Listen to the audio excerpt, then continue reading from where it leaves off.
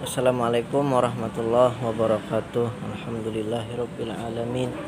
Allahumma shalli wa sallim ala sayyidina Muhammad wa ala alihi wa ashabihi ajma'in. Amma ba'du. Teman-teman sekalian, di sela-sela waktu ini saya ingin men-share tentang obat batuk.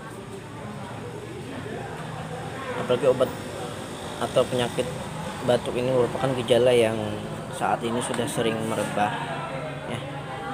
Semoga dengan adanya video ini membawa manfaat dan memberikan solusi kesehatan bagi kita. Adapun obat batuk yang herbal adalah kita bisa mengambil daripada bunga atau kembang daripada belimbing tunjuk ya. Bunganya itu biasanya berwarna kemerahan.